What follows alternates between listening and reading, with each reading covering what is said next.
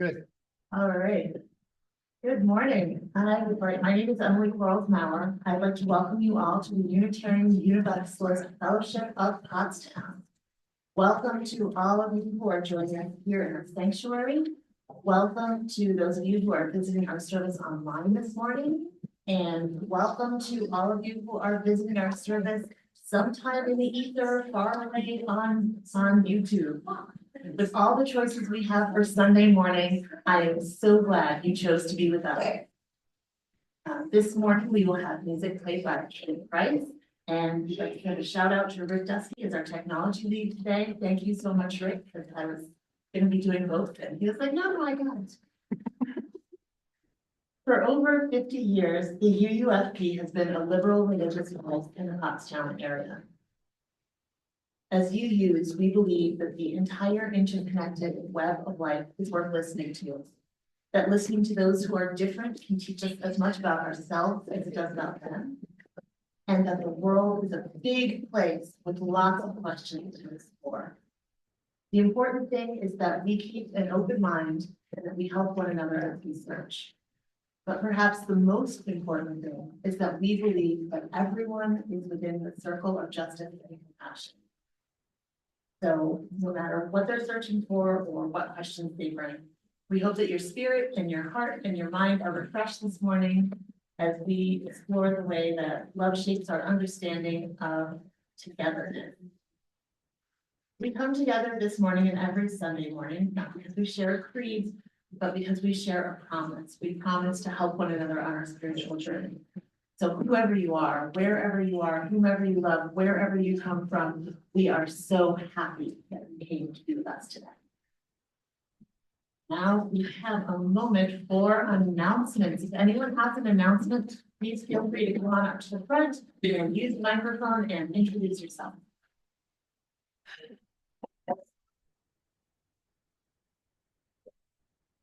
Good morning, everybody. I'm Cliff, and I'm going to be doing another cooking demonstration of chocolate cakes. I'll be doing a very American style devil's food with an espresso buttercream, and then also a very French style dense tart with creme anglaise custard sauce. All this is a big fundraiser for the church, and it will be on Saturday, December 7th. So hope to see everybody.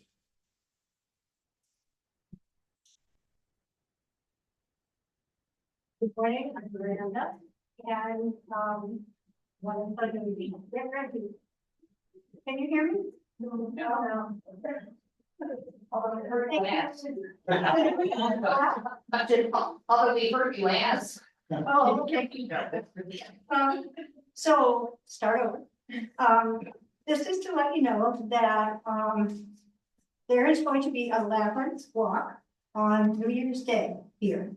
Now, some of you may have never seen our labyrinth. It is the size of this room. It rolls out on good canvas. It was made by someone at Ursinus. And we are so lucky to have it. So we're going to have a walk from 12 noon until 4. It's free. We welcome donations, but it's a wonderful opportunity to try a little walking meditation.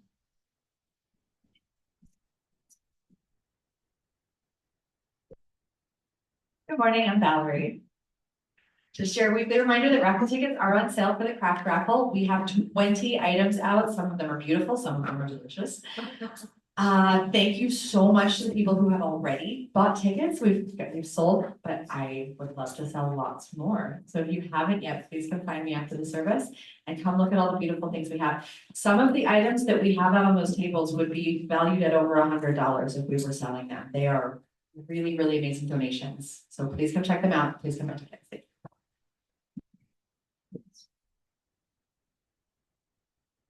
Hi, I'm Erica from the Technology Committee, and this is the time of year when scam emails come around with the UUA. Don't fall for it. They're counting on soft hearts. Basically, the last one that went out just 2 weeks ago was supposedly from Linda Kaczynski, our president. They get the email address from our website, and but it wasn't actually her email address. if you stop and look at the email address, you'll see that it's not her email address. It's a random string of numbers and letters, but from Linda Kaczynski, so it's not her. And it said, oh, I have a problem, can you help me with it?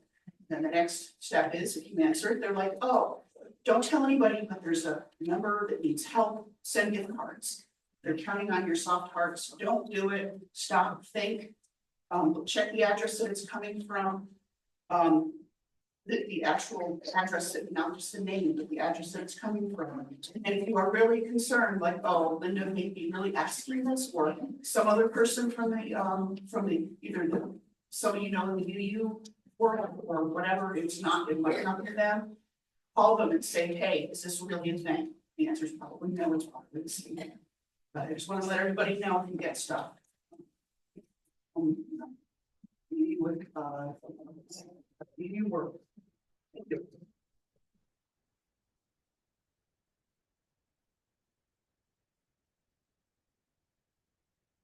Morning, I'm Laurie. I want to say I'm very excited that our doll basket is full of dolls. Love to spare, sleep in there. That was, thank you.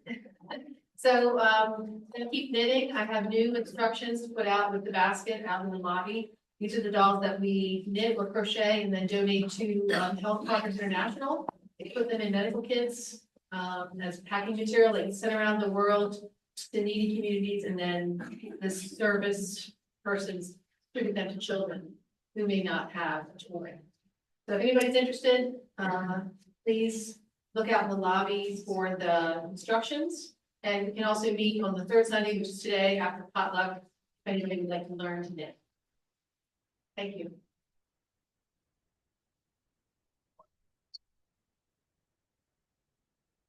And I'm Kay. We have a new directory hot off the presses, and the new members are going to also get this as part of their new member ceremony. But everyone else is going to get one today that is a member or a friend. So see me if I haven't seen you with a directory. Thank you.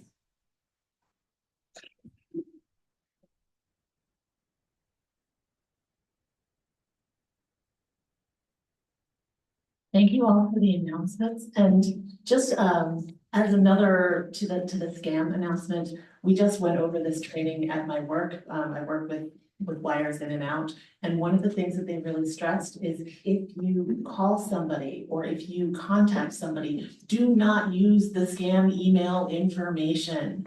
Because if you say, oh, I'm just gonna call them, and then you call them with the number that they provided, well, of course, they're gonna tell you that it was the right thing. And they're really sophisticated now, so sometimes they can even do voice prints of the people that you think you are talking to, so that it sounds like them on the phone. It may sound like them with some kind of speech impediment or like, but it's still, it's their voice, their voice on the phone. So that is one to be really careful of.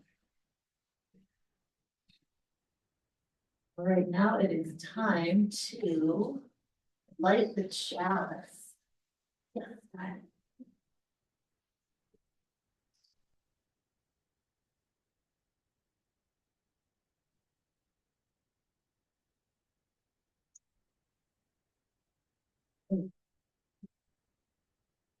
We light our chalice this morning with the words of Audette Fulbright Folsom. This light we kindle is set in the lamp of our history. We inherit this free faith from the brave and gentle, fierce and outspoken hearts and minds that have come before us.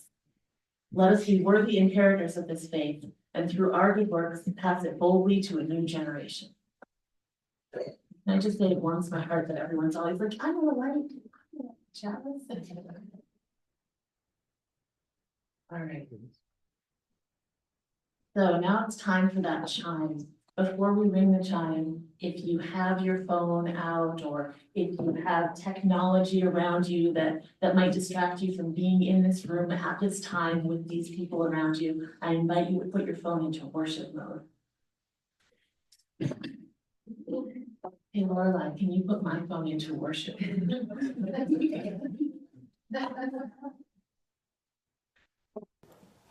All right, so let's take a nice deep breath.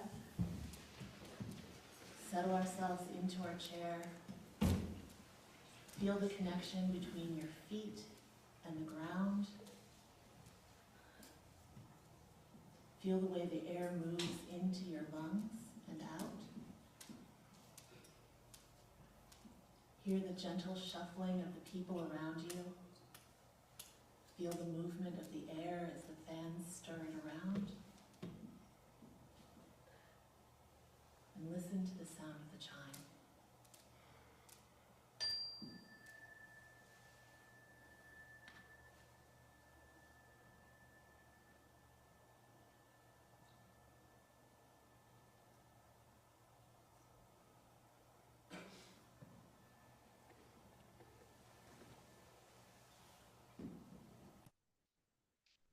Our opening words this morning are by Kimberly Ann Tomzak Carlson. She writes, I'm very, if I can do it. It is not by chance that you arrived here today. You've been looking for something larger than yourself. Inside of you, there's a yearning, a calling, a hope for more, a desire for a place of belonging and caring. Through your struggles, someone nurtured you into being, instilling a belief in a shared purpose, a common yet precious resource that belongs to all of us when we share. And so you began seeking beloved community, a people that does not put fences around love, a community that holds its arms open to the possibilities of love, a heart home to nourish your soul and to share your gifts with. Welcome home, everyone. Welcome to worship. All right, so now it is time for a story. So if you are young in body or in spirit, you're welcome to join us at the front of the sanctuary.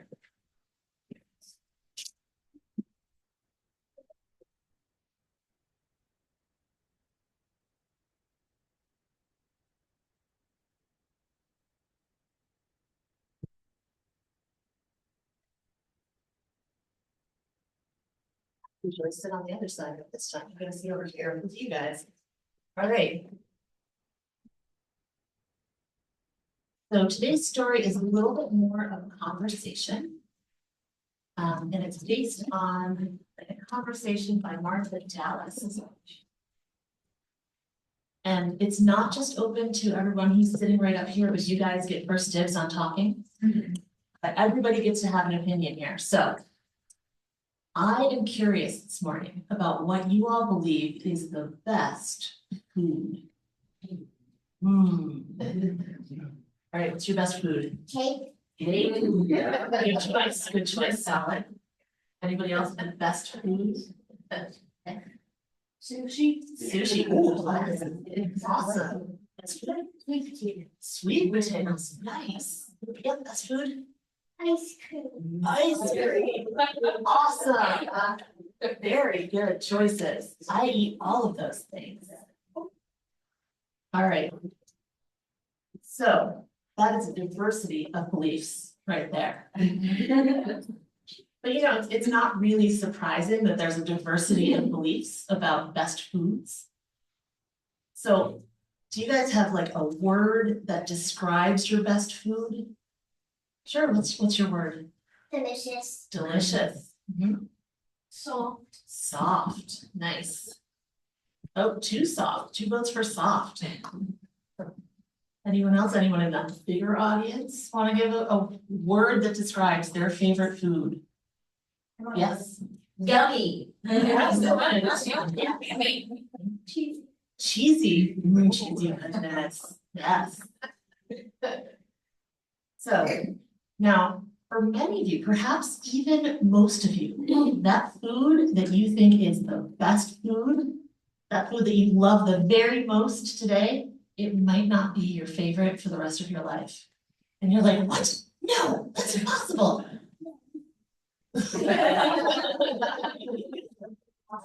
But you know, taste buds change. When I was your age, I did not like Brussels sprouts, and now it is among my favorites. Have you ever had them caramelized with maple? No, I don't. Well, yeah, but you know, your taste buds might decide that broccoli is good eventually. I know that's not impossible. You're saying that. Well, it's a natural reaction, but you eventually get over it. I didn't like coffee at one point. Who here started out not liking coffee? Oh, look at all those hands. Look at all those hands. So it is totally possible for that best food to get knocked out of the top slot and be replaced by another food. It's in our worst food become best food. Well, not necessarily your worst food, but maybe a food that you like second best might become first best.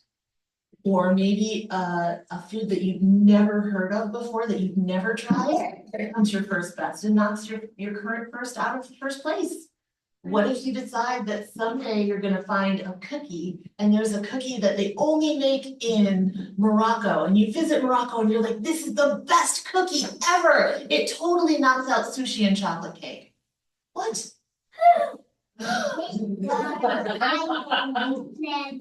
Never. It's nothing. Alright. Rice is fourth best. Rice is fourth. Okay, well, so you know what? Maybe rice will become second best. Look at this, you got some great that. Excellent. So we Unitarian Universalists, we value that freedom that we have to choose what's best for us and then make different choices when our tastes change or our situation changes. Now, we believe what we want, not just about things like the best food, but things like, why are we here?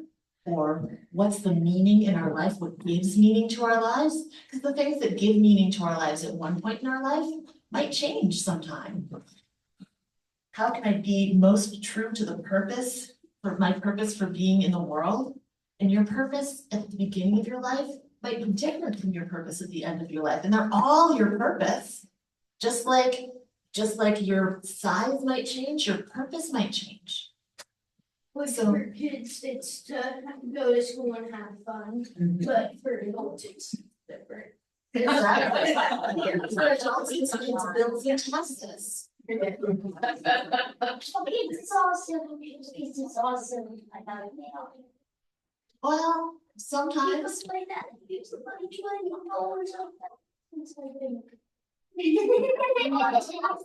Oh my goodness. Well, you know, we call that in my house, we call that the parent tax. Yeah. That's not real.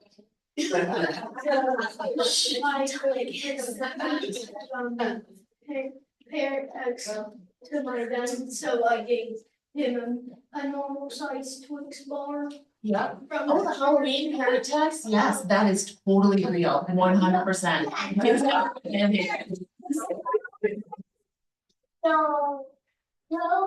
So we don't just have the right to decide what we believe, we also have a responsibility to decide what we believe. So we have to believe what our hearts and what our minds tell us is right and good.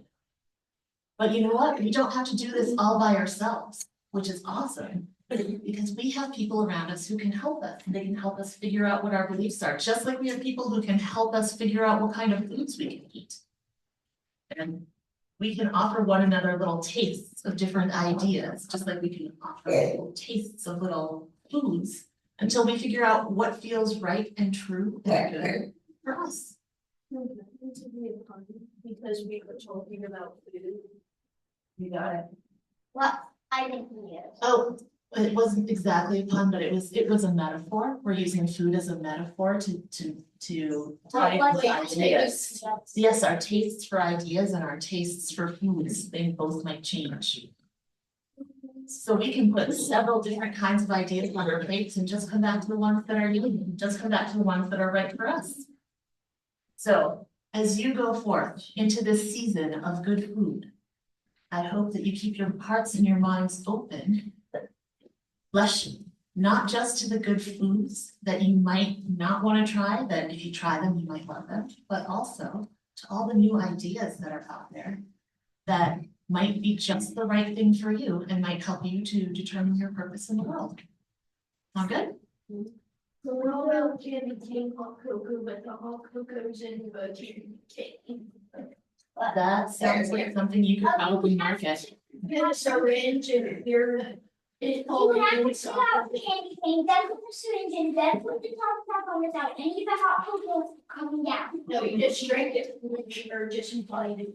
Well, maybe you can make it into a straw. See, I've got some business people right here. They are coming up with ways to change the world. Change the world, one hot cocoa at a time.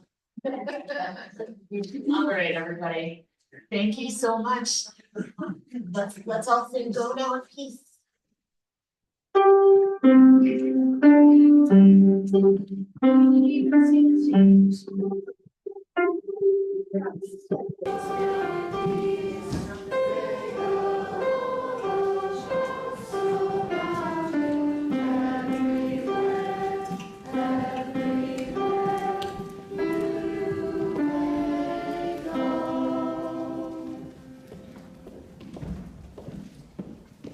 So I am so impressed that they like salmon. When I was their age, I was like, no. Is it made of potatoes? No.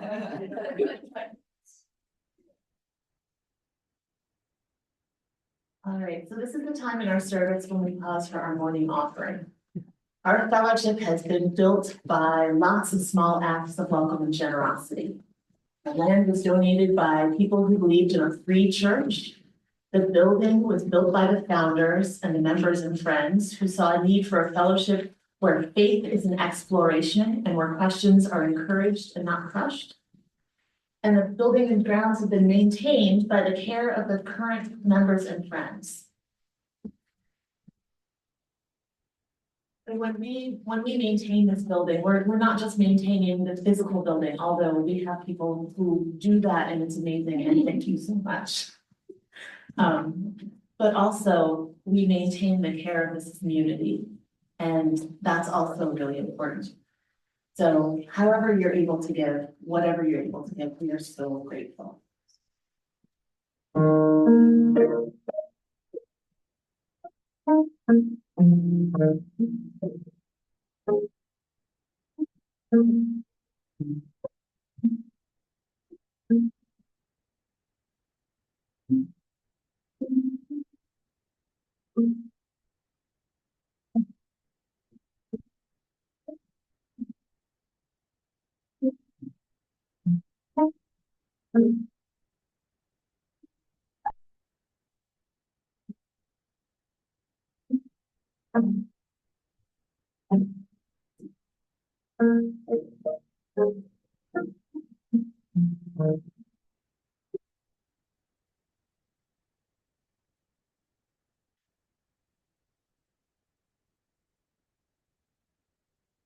That was beautiful, Kay, thank you. Our reading this morning is called The Body of Love by Elizabeth Buffy Saunter. And this is another one from Braver Wiser. Braver Wiser is that UUA list that comes out, like you can actually join it and get them in your inbox. And they always have things that touch my heart, so I often will read them because I like them. This one starts with a quote. They all start with a quote. And this is a quote from Corinthians. 1 Corinthians 12, 14 through 17 and 26. Indeed, the body does not consist of one member, but of many. If the foot were to say, because I am not a hand, I do not belong to the body, that would not make it any less a part of the body. And if the ear were to say, well, because I am not an eye, I do not belong to the body, that would not make it any less a part of the body. If the whole body were an eye, where would hearing be? If the whole body were hearing, where would the sense of smell be? If one member suffers, all suffer together with it. If one member is honored, all rejoice together with it. And then she writes, we are part of an interdependent web of existence. Sometimes that interdependence is physical. She says, in 2015, my dad almost died of idiopathic pulmonary fibrosis, which is medical speak for your lungs are turning into scar tissue and we don't know why. In August, he told me what hymns he wanted at his funeral. We watched him slip away, getting weaker and weaker. But one night in December, a stranger died, and my family and several others on an organ waiting list got a call. The day after the winter solstice, my dad received a life-saving transplant. I remember the cycles of hope and fear, waiting for the organs to arrive from out of town, sharing an ecstatic family hug when the surgery was successful. It was disruptive and strange to spend Christmas in the hospital, living on endless cups of coffee and constant hand washing. Even more so to know that someone had died to bring this hope, and to wonder how the donor's family mourned at the same time we rejoiced. This gift of new life wasn't just warm and fuzzy. It came with disruption and responsibility. Something was forever changed in our family.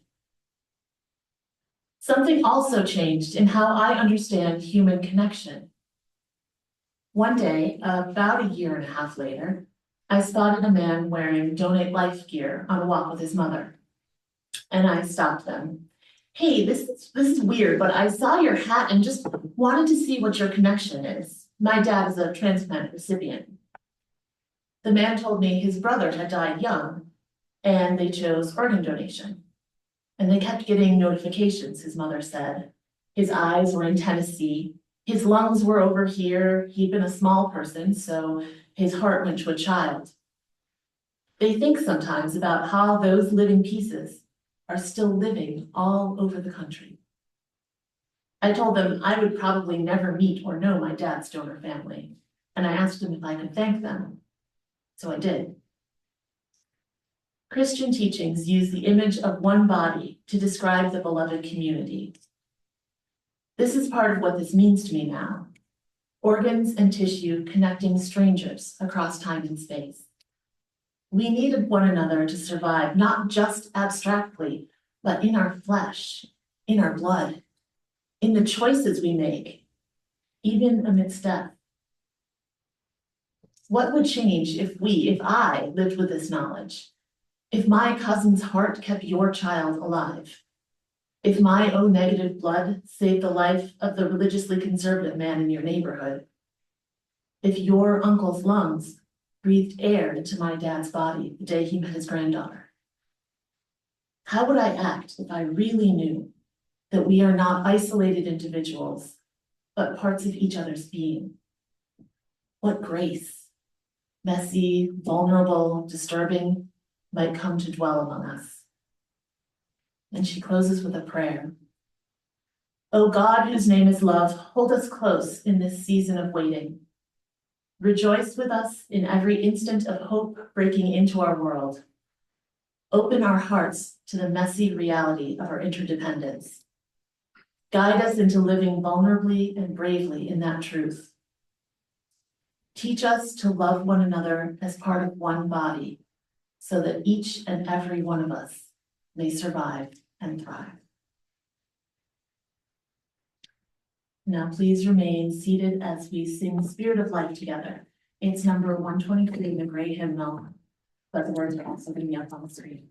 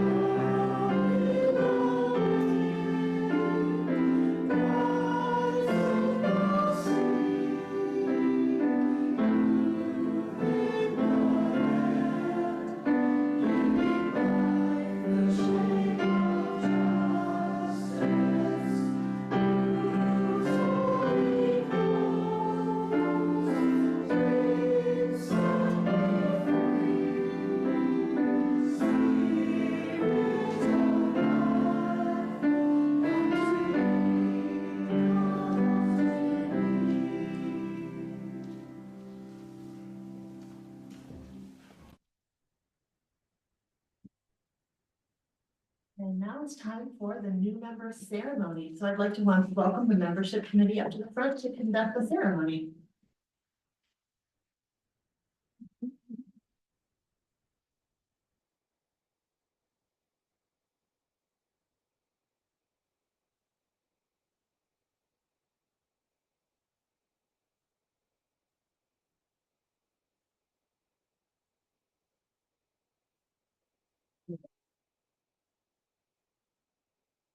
Member recognition day. Up here. Better have something to hold on. New member recognition day is one of my favorite days that we receive. It's a celebration and a recognition. Since our last recognition ceremony, 9 people have fulfilled the conditions of membership as specified in the fellowship's bylaws and have been accepted as members and have signed the membership book.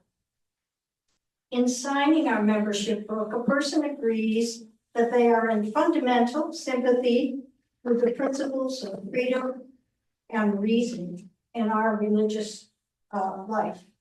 And this is the basis of our creedless church. As well, they commit to the importance of a democratically organized religious fellowship. Ideas and ideals must have a vehicle and embodiment in the world. People who think and work together for values in which they believe have a better chance of achieving them than people who do not.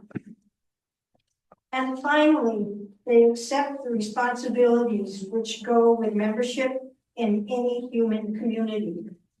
Within the limits of their ability and in line with their personal choice, they are ready to give time, talent, treasure, and their best thought to the furthering of the ideals they prize.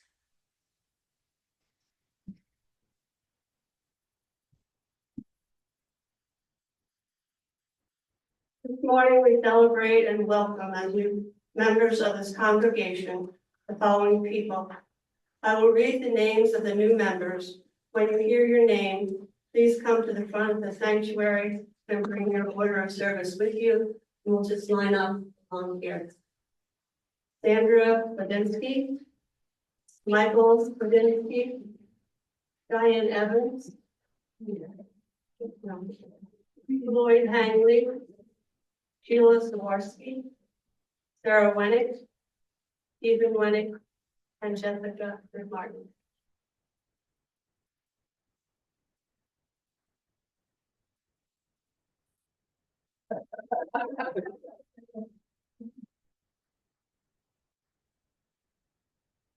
Welcome you as members of the Unitarian Universalist Fellowship of Pottstown. We need your courage and your skills, just as you, being human, need our supportive community. May you find your fulfillment, deep listening, encouragement, and patience. We would have you wade into our deep waters of memory and hope. We would have your roots entangle with ours as we all grow in wisdom and compassion. We welcome you. Would everyone please find your copy of the UFP covenant? It's both in your order of service and on the screens of the current sanctuary.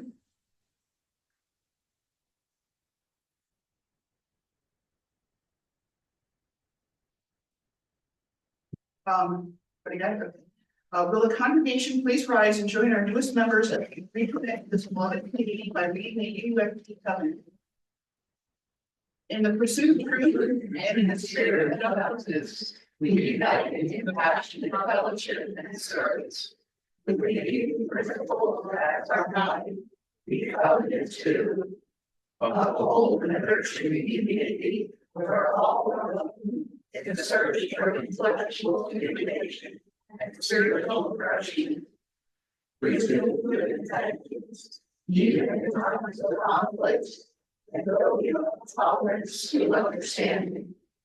And consider carefully the potential results of our words and actions, beginning with kindness and respect for others. Enrich our religious community by encouraging diversity among our members And just and to open our eyes, and to learn our community. Cultivate the value of accommodation, and share we are able to do the tasks we choose together. Support one another in all phases of life. Nurture growth and education of our children. Our part of the community. Our faith in our children's leadership and be supportive of them in practice. Honor our legislators by respecting the sanctity of our unlimited rights and ethics to create the living.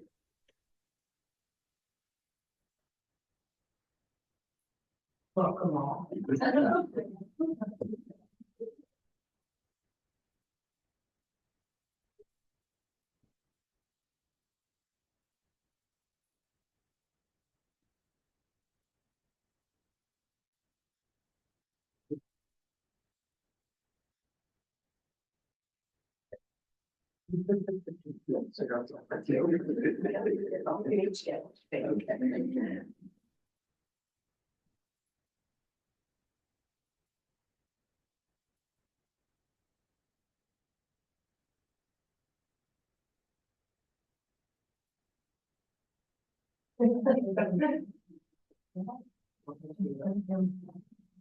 Can't have with the basket in my hand.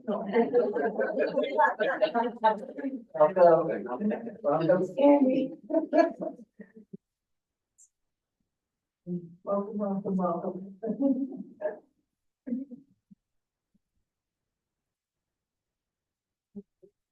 We welcome you to membership. We welcome your commitment to our shared ideals. We encourage you to participate fully in the life of the congregation. Many of you actually have already. You may be seated.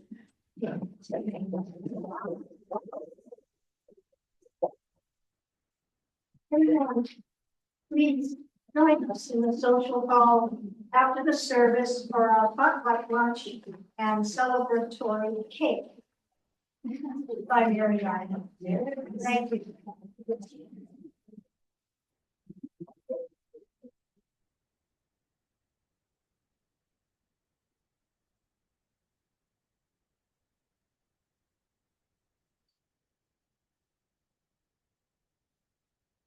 I feel like we should have done that right at the end so we could all just break and eat cake.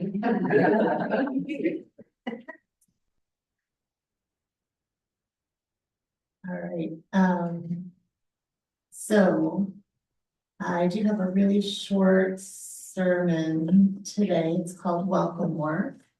And it's just about like hospitality, and I thought it would kind of match because we're talking about welcoming new people. Bless you. So welcome work. If you look up hospitality on the internet, most of the hits are for the hospitality industry. Welcome as work. So jobs in the hospitality industry, trends in the hospitality industry, research about the hospitality industry. And you know, that totally makes sense. Jordan Hollander, writing for Hotel Tech Report, he noted that hotels and tourism account for about 10% of the entire world's GDP. That is a lot of people and a lot of resources globally that are extended upon welcoming the stranger. However, the hospitality industry is a little bit lopsided because it mostly focuses on the guest and ignores the host. So the hosts aren't just like the people who are working in hospitality, it's also the areas that are being visited. Like, have you guys heard about Portugal or Venice? Like Venice is actually charging people to walk into the city because they have so many tourists that it's like breaking their city down. And really, as hosts, sometimes the locals aren't super welcoming. If you've ever traveled in a really, really touristy city, like, have you ever been warned when you're in New York City, don't eat on 42nd Street because everything costs about 40% more? Yeah.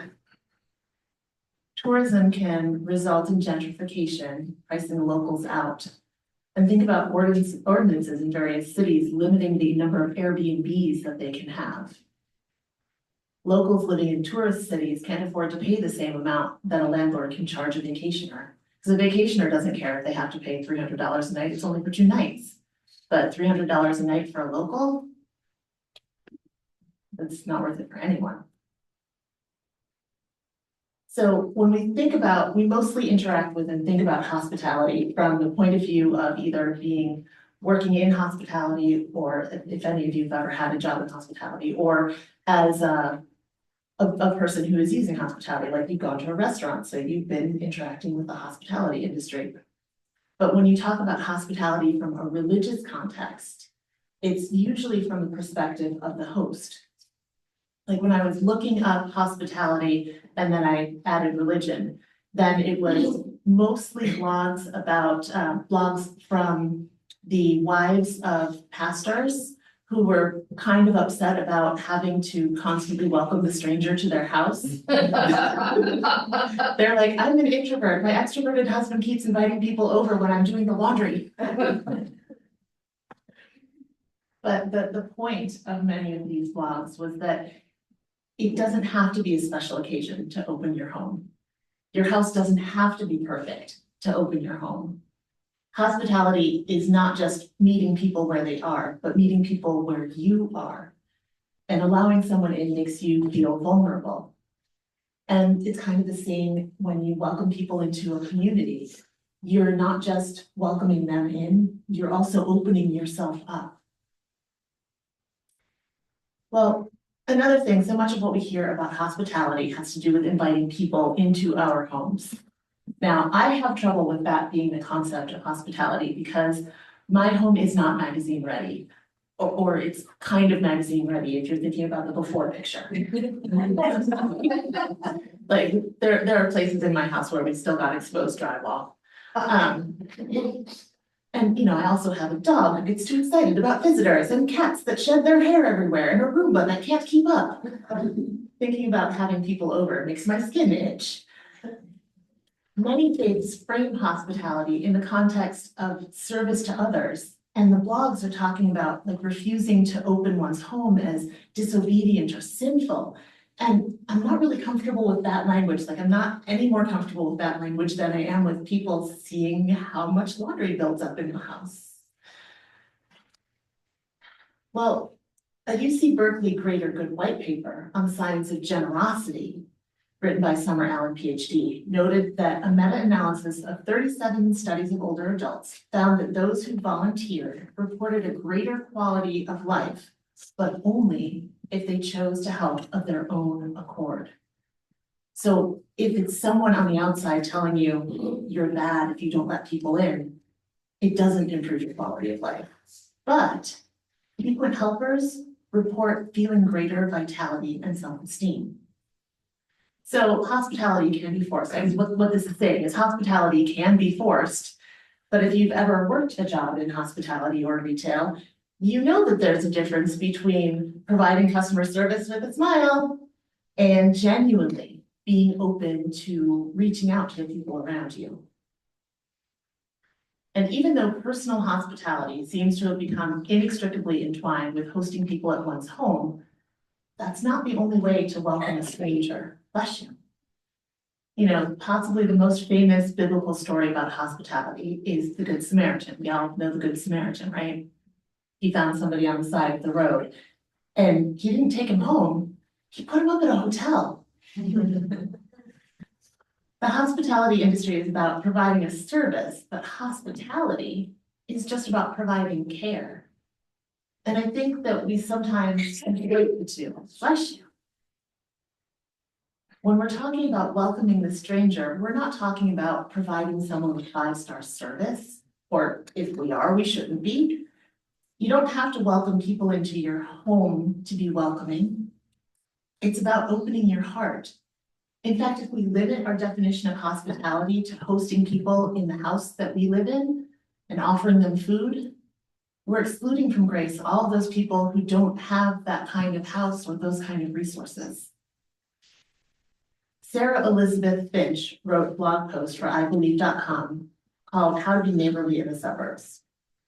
And it's a really simple guide, not just being neighborly in the suburbs, but being neighborly wherever you are. It doesn't require a beautiful house or the ability to bake or the money to buy treats or random acts of kindness. It just requires time and presence. Her 4 keys are welcome the interruption, say hello, stay long enough to listen, and come back for more. Welcome the interruption. Our lives are busy. And sometimes that's kind of a source of pride. Sometimes it's more of a source of dismay. But it's a reality about the way that our specific culture runs. But just like I always think about UU Minister Gordon B. McKeeman talking about that pace car when I'm stuck in traffic and there's like somebody driving really slow in front of me, I try to give them gratitude for keeping me from being pulled over for speeding. So just like that, I think about my goal of welcoming the interruption as treating people with respect, treating everyone like they're that pace car. I can't bow out of the interaction. Say hello. Well, that sounds really self-explanatory. But how many times a day do we actually greet people? Even people we don't know. Maybe especially the people we don't know. My sister yells at me when I'm in New York City and walking down the street. She's like, did you just make eye contact with someone?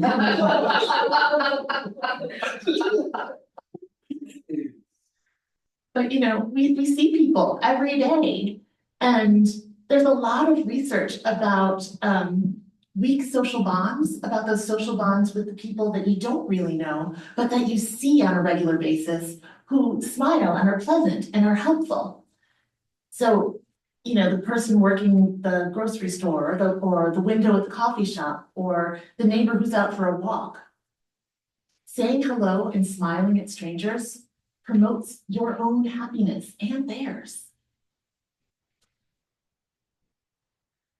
Then we have stay long enough to listen.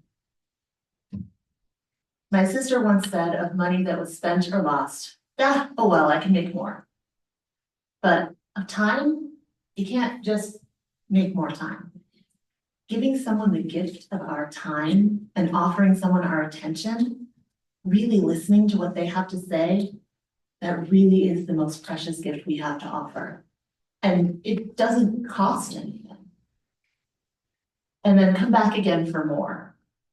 Not every interaction will lead to a lifelong friendship, but every interaction can be expanded upon to have another just nice, pleasant interaction. Like come back again for more to your local Starbucks and say hello to the people behind the window. And, you know, after a while, they know you and they will prepare your coffee order. Actually, my local Dunkin', it's not my local Dunkin', it's the Dunkin' that I visit every Saturday. It's all the way up in Pennsburg.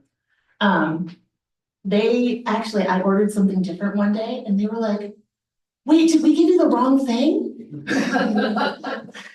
And it's just those little things where you feel seen, you feel noticed, you feel like a human. And you don't have to open your home to have that kind of hospitality, to have that kind of bond with someone. As Rosaria Butterfield writes for Crossway, when we're in each other's lives daily, we're not operating with ignorance or stereotypes about other people and their lifestyles. So if we see people daily, even if we only see them like walking down the street, walking their dog, we can't treat them as a not person. Last year, I went to the Sheep and Wool Festival in Rhinebeck, New York. If anyone who is a fiber crafter has heard of it, it's apparently really huge. If you're not someone involved in fiber arts, like knitting, crocheting, felting, spinning, weaving, you may not have heard of it. I am not actually a fiber crafter. I bought this giant thing of wool that I was gonna spin. And how much of it is actually spun into yarn? It's much on a drop spindle. But the thing that I thought was really, really cool about being there, my friend Natalie is a knitter, so that's why I was there. But it was so amazing seeing all those people who were complete strangers just bonding over, I saw that pattern and I loved it. Ooh, where did you get that colorway? And it's amazing how friendly and how everyone wanted to talk to everyone else. And the cutest thing that I saw was there was a mom and a daughter who were wearing the same the same sweater pattern in like 2 different sizes. And somebody stopped them and said, "Oh, I made that sweater pattern and I've never seen anybody wearing it. Can I take your picture?" That was really, really adorable. You know, nobody there was at home, but everybody there was offering hospitality in the form of genuine smiles, sincere compliments, and warm conversation. So Melanie at Gather for Bread gives a definition for practical hospitality. She writes, "Practical hospitality is about serving others the best way you can. This is hospitality, my friend, meeting a need and serving someone with love." As our fellowship grows in number and in love, let's all remember that the small things are just as important as the large things. And it's not just big gestures, but also everyday actions that add up to warmth and hospitality. Let's remember that when there is love, the work of welcoming others can be not welcome work, but welcome work. And now let's get together and sing our last hymn, which is "We Laugh, We Cry." And thank you so much, Kate, for learning it because it's super long. I mean,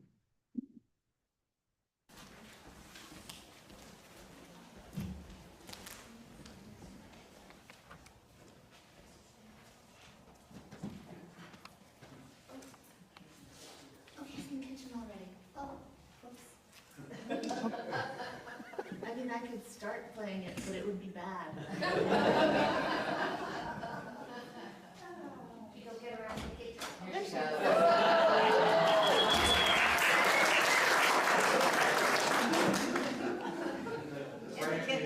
She wears many hats, many hats. Okay.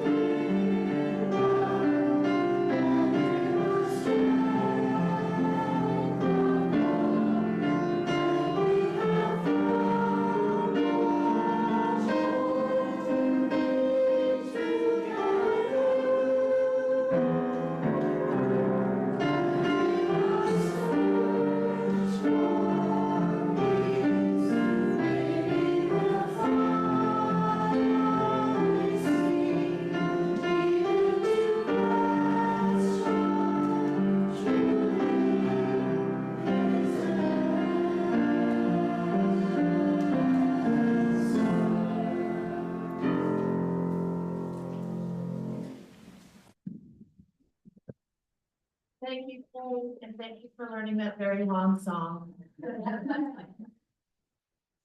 We'll close today with the words that Reverend Kim Wilson often used.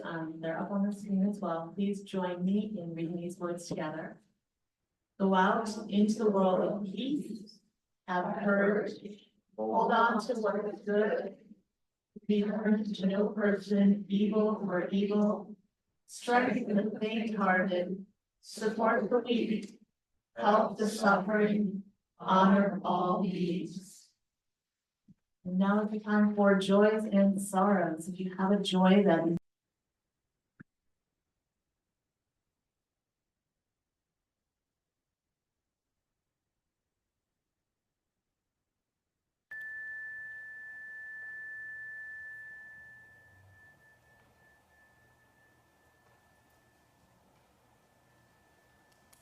and then if you would please join me in saying the chalice extinguishing words.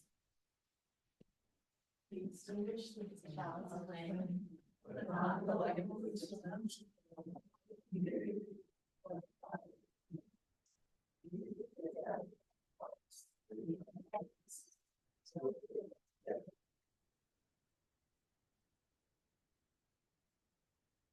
Amen. Let me be. Shalom, salam, and go eat some cake.